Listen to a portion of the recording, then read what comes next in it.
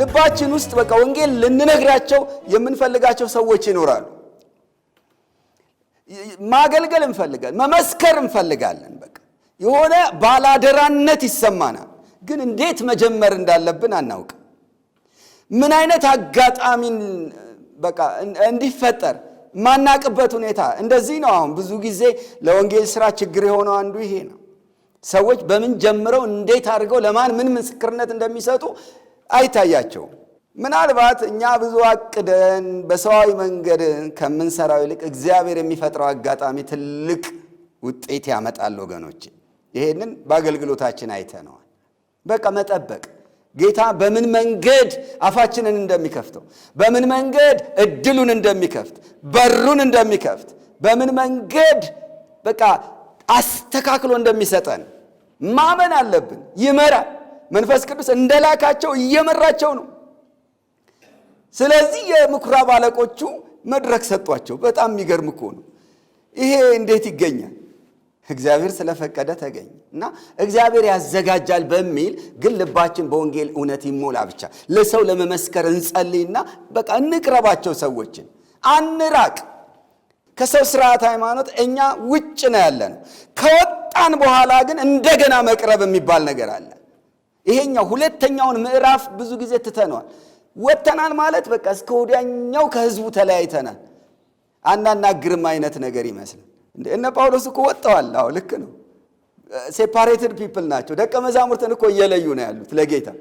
ግን እዛ ቦታቸው ላይ ከሆኑ ወዲያ ግን መልሰው ይቀርቧቸዋል፣ በመሃላቸው ይገኛሉ። ስለዚህ አሁን እኛ እዚህ ያለን ከምኩራቡ ስርዓተ ክርስትና ወይም ምኩራባዊ ከሆነው የክርስትና ዓለም ፈቀቅ ብለናል። እግዚአብሔር ይመስገን። ልክ ሙሴ ጣዖት የወርቁ ጥጃ በሚቆምበት ጊዜ ሰፈር ውስጥ ማለት የመገናኛውን ድንኳን ከሰፈሩ ነቀለውና ራቅ አድርጎ ተከለው ከሰፈር ውጪ። ይሄ ተገቢ ነው። ከዛ ኢያሱ እዛ ተቀመጠ። ሙሴም ራሱ ወጣ። መጀመሪያ ስፍራ መያዝ የሚቀድመው። ከዛ በኋላ ግን አልረሳቸውም። እየተመለሰ ወደ ሰፈሩ እየሄደ ይጎበኛቸው ነበር። ይሄ ዘጸአት 33ን 32 እና 33ን ማንበብ ነው። ከወጣን በኋላ ትተነው የመጣነውን ማህበረሰብ የመጎብኘት የምኩራብ ሰዎችን የመቅረብ በፍቅር የመቅረብ ነገር እንማርበታለን። እና እንዴት ይሰሙናል? እነሱ እኮ ይጠሉናል፣ አያቀርቡንም፣ ሰላም ሊሉና እድሎች በተገኙ ቁጥር መቅረብ ነው፣ ጥሰን መቅረብ ነው። ከዛ እግዚአብሔር አንድ ቀን እንዲህ ያለ መድረክ ይሰጠናል። እስኪ ተናገሩ እንባላለን። የሆነ እድል ይመጣል። በተገኘው እድል ላይ እግዚአብሔር በልባችን የሞላውንና ለነሱ የሚሆነውን ቃል በፍጹም ግልጥነት ይሄ መሰመር አለበት። በተገኘው እድል ዝም ብሎ ማመቻቸት አይደለም፣ ማቻቻል አይደለም። በፍጹም ግልጽነት የሚገባቸውን ነገር ልንናገር ይገባናል ማለት ነው። አሁን ሐዋርያው ጳውሎስ የተሰጠውን እድል ተጠቀመበት። ተነሳ። በቃ በእጁ ጠቅሶ ተነሳ። በእጁ ጠቅሶ እንዲህ አለ ነው የሚለው እዛ ላሉት ሰዎች ማለት ነው። ከቁጥር 17 ጀምሮ እስከ 41 ድረስ ያለውን ስታነቡ በዕለቱ በምኩራቡ ለተሰበሰቡ ሰዎች ሊነገር የሚገባውን የወንጌል ምስክርነት የምስራቹን ቃል በፍጹም ግልጥነት ይመሰክራል። ክብር ለእግዚአብሔር ይሁን። ይሄ የሆነው ለምንድነው ያልን እንደሆነ ለምንድነው በአይሁድ ምኩራብ ላይ ትኩረት የተደረገው ያልን እንደሆነ እዚሁ ምዕራፍ ቁጥር 46 ላይ ጳውሎስና በርናባስ ገልጠው ይልና የእግዚአብሔር ቃል አስቀድሞ ለእናንተ ይነገር ዘንድ ያስፈልጋል። ከገፋችሁትና የዘላለም ሕይወት እንዳይገባችሁ በራሳችሁ ከፈረዳችሁ ግን እነሆ ወደ አሕዛብ ዞር እንላለን ይላል። ስለዚህ ምንድነው የሚለው? የእግዚአብሔር ቃል አስቀድሞ ለእናንተ ይነገር ዘንድ ያስፈልጋል ብለዋቸዋል። በእግዚአብሔር ዕቅድ ውስጥ አይሁድ ቀዳሚ ስፍራ እንደተሰጣቸው እናያለን። ወደ ኋላ ምዕራፍ 3 ውስጥ ስትሄዱ እዚሁ የሐዋርያት ሥራ ምዕራፍ 3 ቁጥር 26 ላይ ምን የሚል ቃል አለ? ለእናንተ አስቀድሞ እግዚአብሔር ብላቴናውን አስነስቶ እያንዳንዳችሁን ከክፋታችሁ እየመለሰ ይባርካችሁ ዘንድ ሰደደው ይላል። ስለዚህ የኢየሱስ ወደ ዓለም መምጣት ራሱ ቀዳሚ ግምት የሰጠው ወይም ቀዳሚ ስፍራ የሰጠው ለማን ነው? ለእናንተ ለአይሁድ ነው። የእግዚአብሔር ቃል አስቀድሞ ለእናንተ ይነገር ዘንድ ይገባል ነው። ጌታ ኢየሱስ ራሱ እኮ ተናገረ አይደለ? በቅድሚያ ከእስራኤል ቤት ለጠፉት ነው የተላኩት አላለም ብሏል እኮ። ከእስራኤል ቤት ለጠፉት ነው የተላኩት። የእርሱ ወደ ሆነው መጣ፣ የገዛ ወገኖቹ አልተቀበሉትም። ሲመጣ በቀጥታ ወደ እነሱ ነው የመጣው። ስለዚህ የኢየሱስ በሥጋ የመገለጥ ዋነኛ ግብ እስራኤልን በቀዳሚነት ታሳቢ አድርጓል። ለምን? እስራኤል የእግዚአብሔር ምድራዊ ሕዝብ ነው። ስለዚህ ለእስራኤል የሚሆን መድኃኒት ሕዝቡን ማለት እስራኤልን ከኃጢአታቸው የሚያድን ይሆን ዘንድ ኢየሱስ ተባለ። በእግዚአብሔር ፕሮግራም ውስጥ ቀዳሚ ዕድል ያለው በሥጋ የሆነው የእግዚአብሔር ሕዝብ ነው። ይሄ ትኩረት ሰጥቶበታል። ስለዚህ ግን ከዛ የተነሳው ደግሞ አገልግሎት በተነገረው የተስፋ ቃል መሰረት አሕዛብን እያካተተ ይሄዳል ማለት ነው። እነ ጳውሎስ የእግዚአብሔርን ፕሮግራም ልበለው የእግዚአብሔርን ዕቅድ በቅደም ተከተል አውቀዋል። በዛ መሰረት ነው እያገለገሉ ያሉት። ስለዚህ መጽሐፍት ወዳላቸው የእግዚአብሔርን ስም ወደሚጠሩ ሰዎች አስቀድመው ይገባሉ። ከዚያ ይጀምሩና ከዛ እየወጣ ወደ አሕዛብ ይሄዳል። እንዲህ ነው አካሄዱ። ኦኬ፣ በእኛ ዘመንስ እንዴት ነው ልንጠቀምበት የምንችለው ነው ጥያቄው። ኦፍኮርስ አሁን እንደ ዓለሙ በሥጋ ከሆነ ዓለሙን የምናየው ክርስቲያን የሚባለውም በምድራችንም ሆነ በሌሎች አገሮች ያለው ሕዝብ ከአሕዛብ የተጠራ ነው። በሥጋ ከሆነ አሕዛብ ነው። አሕዛብ ነን ሁላችን። ግን ክርስቶስን አምኛለሁ ያለ ማህበረሰብ ግን መታየት ያለበት በሥጋ ከተጠራበት ወገን አንጻር አይደለም፣ ወይም በሥጋ ከያዘው ሁኔታ አይደለም፣ በአሕዛብነቱ አይደለም የሚታየው። እንደ ክርስቲያን ነው መታሰብ ያለበት ምንም ይሁን። ግን ክርስቲያን የሚለውን ስም ይዞ አፍአዊነት በዝቷል። እንዲሁም ጌታ ኢየሱስ በክርስትናው ዓለም ሊይዝ የተገባውን ስፍራ ያልያዘባቸው ግን አይደለም ብሉይ ኪዳን አዲስ ኪዳን የሚነበብባቸው ብዙ የክርስቲያን ምኩራቦች አሉ በዙሪያችን። ስለዚህ ጨርሶ ወንጌል ወዳልደረሰው ከመሄዳችን በፊት የእግዚአብሔርን ቃል እቀበላለሁ፣ የእግዚአብሔርን ስም እጠራለሁ፣ ክርስቶስን አምናለሁ ለሚለው የክርስትና ዓለም ነገር ግን ከወንጌል እውነት ፈቀቅ ላለው ዘወር ላለው ከመንገድ ለወጣው ወይም በአይሁዳዊነትና በአሕዛብ ልምምዶች በተወረሰው የክርስትና ዓለም ውስጥ ለሚገኙ ሰዎች የቅድሚያ ዕድሉን መስጠት ያስፈልጋል። መጽሐፉን በመጽሐፍ ቅዱስ መነጋገር የሚባል ነገር የሚቻለው ቢያንስ መጽሐፍ ቅዱስን እንደ እግዚአብሔር ቃል እቀበላለሁ ከሚል ሰው ጋር ነው።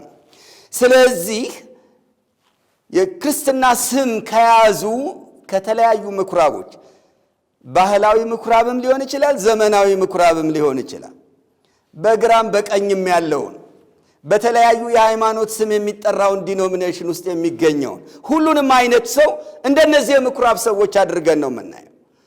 ስለዚህ አንዳንድ ጊዜ ጠጋ ማለት ያስፈልጋል። አሁን አንዳንድ ወንድሞች እንደዚህ አይነት ውጤት እያስገኙ ነው ጠጋ ስለሚሉ። ማህበራዊ ሚዲያ በተለይ ያገናኛል መሰለኝ አይደል? ትንሽ ወጣ ያለ ስለሆነ እዛ ላይ እየቀረብናቸው እየተሳቡ ያሉ ሰዎች አሉ። በመጽሐፍት ማሰራጫ አገልግሎቶች ለሁሉም ክፍት ነው በቃ። ስለዚህ ይመጡና በዛ አማካኝነት የቅድሚያ ዕድሉን ያገኛሉ። አንዳንድ ጊዜ ደግሞ በቃ ስልጠና ሁሉ አዘጋጁልን ብለው ማናቃቸው ሌላ አካባቢ የተለያየ አገልግሎት ያላቸው እዚህ መተው ተምረው ሄደዋል። የግድ ከኛ ጋር አብረው ህብረት ስላላደረጉ ብለን አልተውናቸው። እድሉን ሲጠይቁን ሰተናቸዋል። በሩ ሲከፈት ለምንድን ነው የምንጠቀመው? ለምኩራብ ሰዎች ቅድሚያ መስጠት ያስፈልጋል። በያዙት ሰው ወይም ከነሱ ጋር ያለ ማህበረሰብ መጽሐፍ ቅዱስ ይዞ የተታለለ ሰው ነው ያለው እና እንዳያሳዝንም የእግዚአብሔር ቃል በእጁ ይዞ የእግዚአብሔር ቃል የሚለውን የማይል ከመስመሩ የወጣ ብዙ ወገን አለ። እኛም ከነሱ ጋር አብረን ብዙ ጊዜ አሳልፈናል።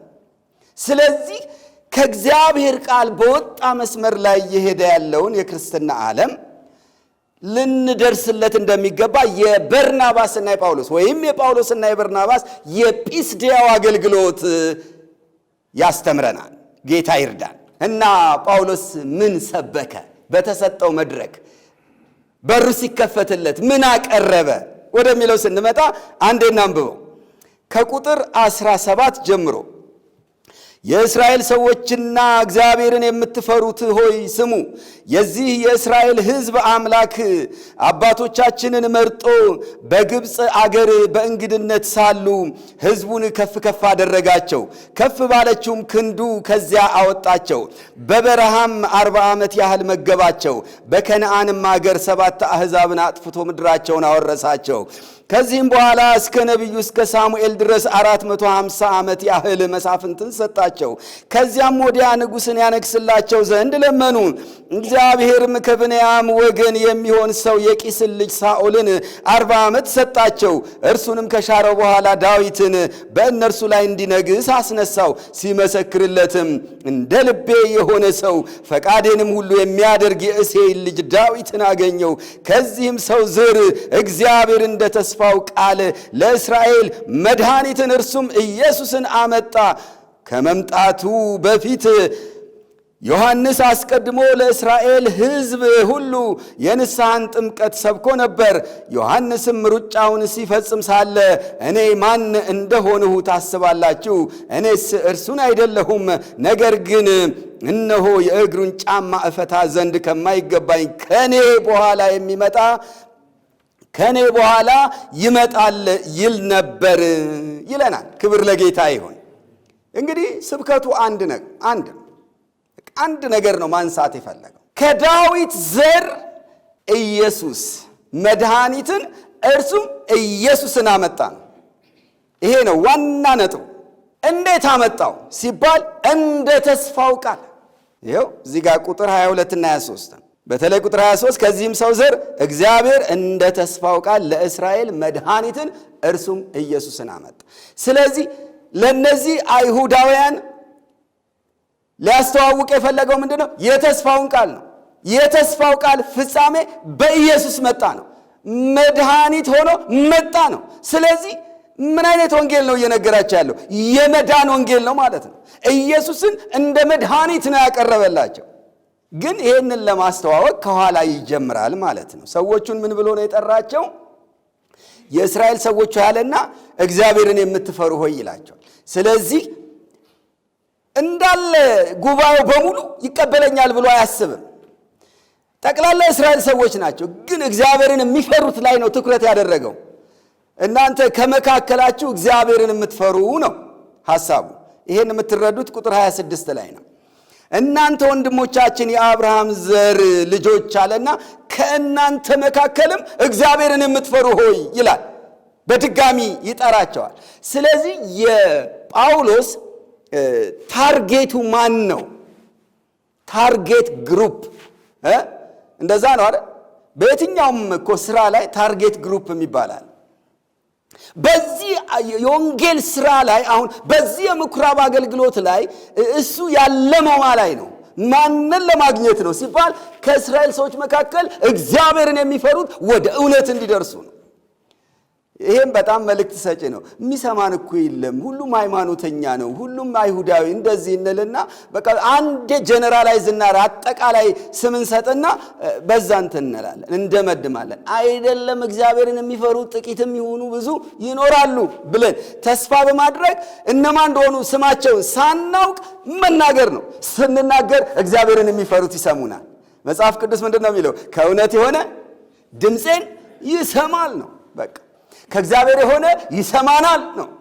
እንደዚህ ነው ወንጌል የሚሰራው ማለት ነው እንጂ አውቀን ለይተን አይደለም። ከእግዚአብሔር የሆነ ይሰማናል የሚለውን መርህ በመከተል ነው። እግዚአብሔርን የሚፈሩትን ነው ታርጌት ያደረገው።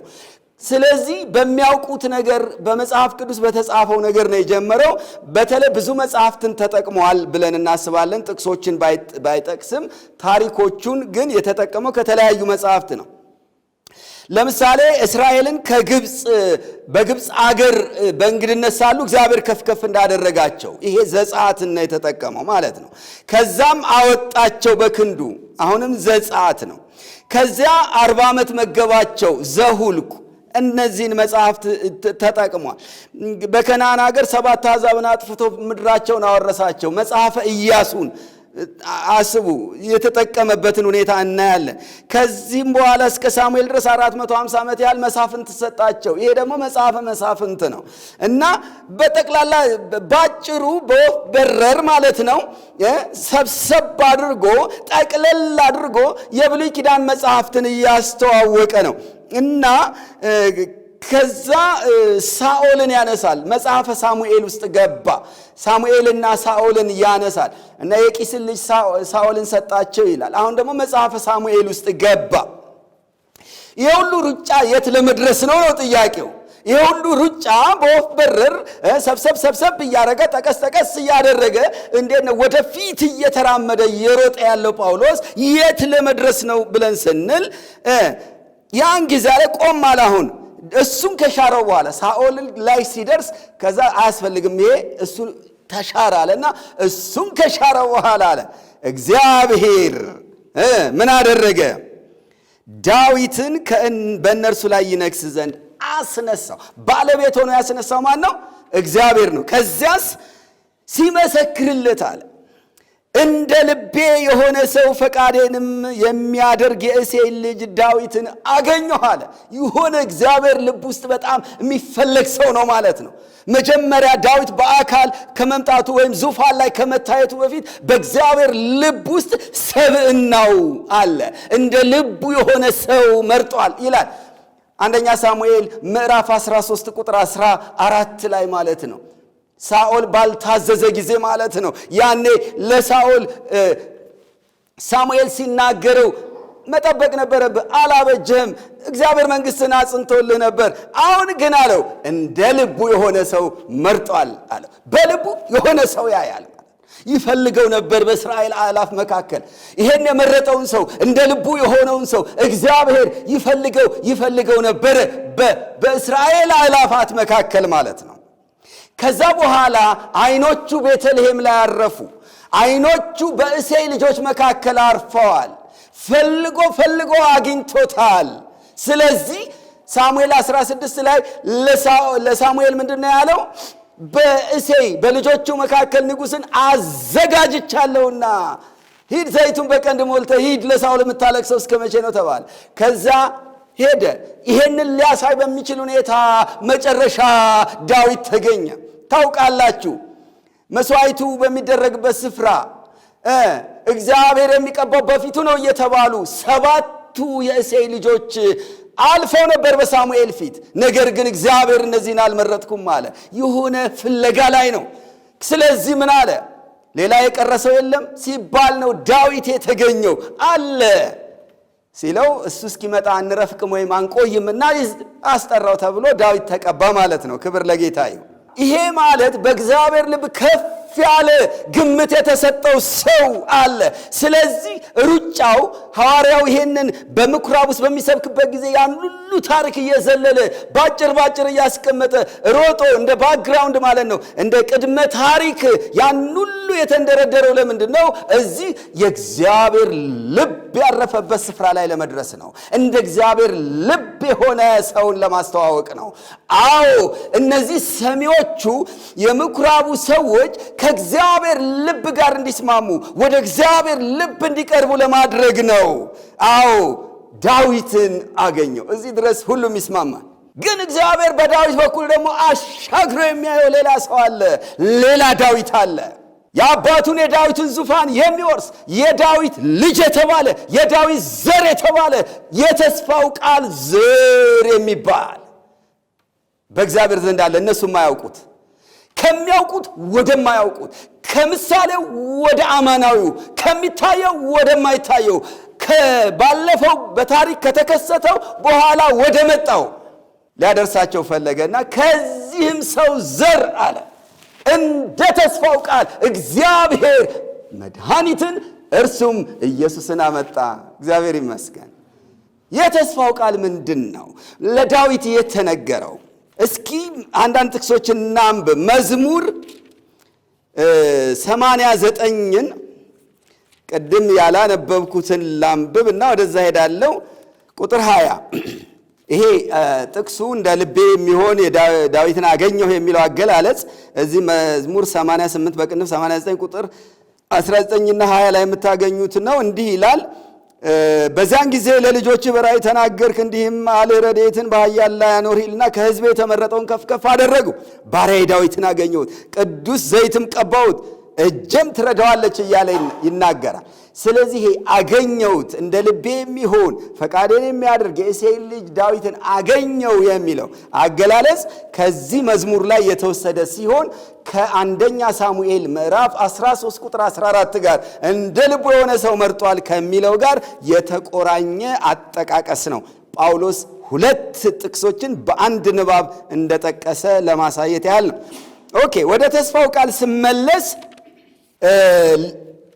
ምንድን ነው የተባለው የሚሉ የተስፋውን ቃላት እስኪ ከዳዊት አኳያ የተነገሩ የተስፋውን ቃላት እንመልከታቸው።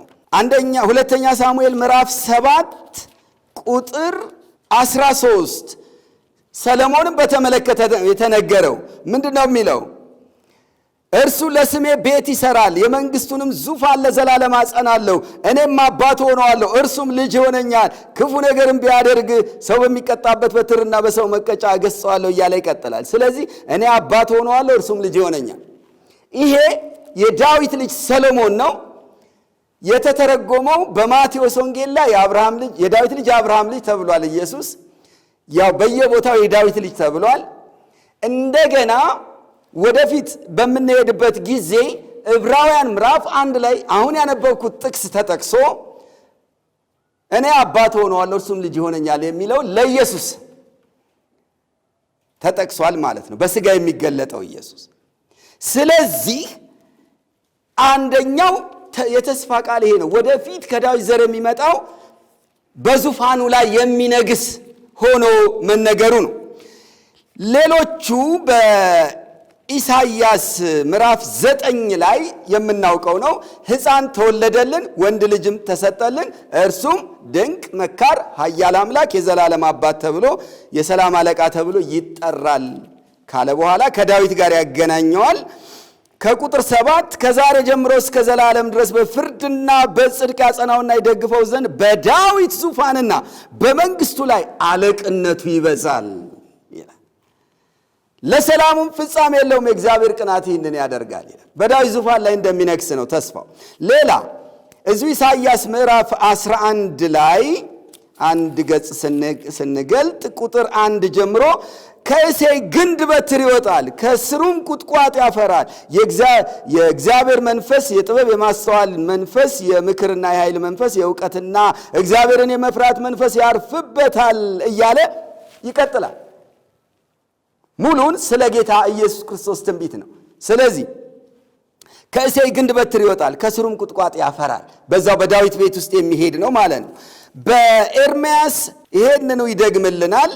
ምዕራፍ 23 ከቁጥር 5 ጀምሮ እነሆ ለዳዊት ጻድቅ ቁጥቋጥ የማስነሳበት ዘመን ይመጣል ይላል እግዚአብሔር። እርሱም እንደ ንጉሥ ይነግሣል፣ ይከናወንለታል፣ በምድርም ፍርድንና ጽድቅን ያደርጋል። በዘመኑም ይሁዳ ይድናል፣ እስራኤልም ተዘልሎ ይቀመጣል። ዋው! የእስራኤል ተስፋ። ይሁዳ ይድናል፣ እስራኤልም ተዘልሎ ይቀመጣል። ማን ሲመጣ? ከዳዊት ወገን የሆነው ቁጥቋጦ ሲያፈራ ማለት። ስለዚህ አሁን በዋናነት ሊነግራቸው የፈለገው ምንድን ነው? ከዚህ ሰው ዘር ከዳዊት ዘር እንደ ተስፋ ቃሉ ኢሳይያስም ኤርምያስም ሌሎቹም እነ ሚክያስ ሁሉ ብዙ ቦታ ታገኛላችሁ። በተናገሩት የተስፋ ቃል መሰረት መድኃኒትን እርሱም ኢየሱስን አመጣ ለማለት ነው። አጠቃላይ እስከ ቁጥር 41 ድረስ የሚነግራቸው ርዕሰ ጉዳይ የተስፋ ቃል የሚሰብክላቸው ወንጌል በተስፋው ቃል ላይ የተመሰረተ ነው። ይኸውላችሁ ቁጥር በኋላ በሚቀጥለው ሳምንት እናነሳዋለን፣ ግን ለመጥቀስ ያህል ቁጥር 32 ላይ እኛም አለ ለአባቶች የተሰጠውን ተስፋ የምስራቹን ለእናንተ እንሰብካለን ይላል። የሚሰብከው ርዕሱ ለአባቶች የተሰጠውን የተስፋ ቃል የምስራች እና ኢየሱስ የመጣው በዛ የተስፋ ቃል መሰረት ነው። ለአባቶች ለአብርሃም፣ ለይስሐቅ፣ ለያዕቆብ ለራሱ ለዳዊትም በተነገረ የተስፋ ቃል መሰረት አሁን ለእስራኤል መድኃኒት ሆኖ ይመጣል። ጽድቅን ሊያደርግ ይሁዳ እንዲድን እስራኤል ተዘልሎ እንዲቀመጥ ይሄ ተስፋ አይደል እንዴ? እና የምስራች አይደል እንዴ? የምስራች ከሆነ ወንጌል አይደል እንዴ? ክብር ለጌታ ይሁን። ስለዚህ ወደ ሃይማኖተኞች ስንቀርብ፣ ወደ ምኩራብ ሰዎች ስንቀርብ የእግዚአብሔር ቃል ጥቅሶችን የሚያውቁ ግን በሆነ ስርዓት ሃይማኖት የተያዙ እንዲህ አይነት ሰዎች ከዚህም ከዛም ከሁሉም ካምፕ አይነት ሰዎች ጋር ስንገናኝ ከየትም እንጀምር። ምናልባት ከሚያውቁት ከሚረዱት ነገር ልናነሳ እንችላለን። ሄደን ግን ሮጠን ግን ምስክርነቱን ፈጠን አድርገን አንዳንድ ነገሮችን ዘለል ብለን ቶሎ ብለን ኢየሱስን ማስተዋወቃለን። እንደዛ ነው ያደረገው ጳውሎስ። ጊዜውን ነው የተጠቀመበት። አንዴ የተሰጠውን እድል ድጋሚ ላይ ያገኘው ይችላል። ኢየሱስን ሳያስተዋውቅ መቅረት የለበትም እና ጌታ ይርዳን። በየትኛውም መነሻ ርዕስ፣ በየትኛውም ጨዋታ፣ በየትኛውም ጥቅስ፣ በየትኛውም አይነት ንግግር ውስጥ እንጀምር፣ ጊዜውን እንዳይፈጀው ያኛው ንግግር፣ ሌላው ጨዋታ፣ የተነሳንበት ነገር ረጅም እንዳይሆን በቃ በሰበር መግባት ነው። ስለዚህ ዳዊት ጋር ደረሰና ቀጥሎ ዘሎ ኢየሱስ ጋር ሄደ 1100 ዓመት። ከዛ በኋላ ያለው ጊዜ ኢየሱስ እስኪመጣ ክብር ለጌታ ይሁን። ስለዚህ መነሻችንን ወሳኝ ቦታ አድርገን ሰውን ሁሉ ወደ ኢየሱስ፣ መጽሐፍቱ ለሚናገሩ ስለ ኢየሱስ፣ ሕጉም ነቢያቱም ስለ ኢየሱስ፣ አዲስ ኪዳኑም ብሉይ ኪዳኑም ስለ ኢየሱስ፣ ይሄንን ማስተዋወቅ አለብን በፍጹም ግልጥነት፣ በሙሉ ልብና ድፍረት። ይሄ ለውጥ ያመጣል። ይሄ ውጤት ያስገኛል። ክብር ለጌታ ይሁን።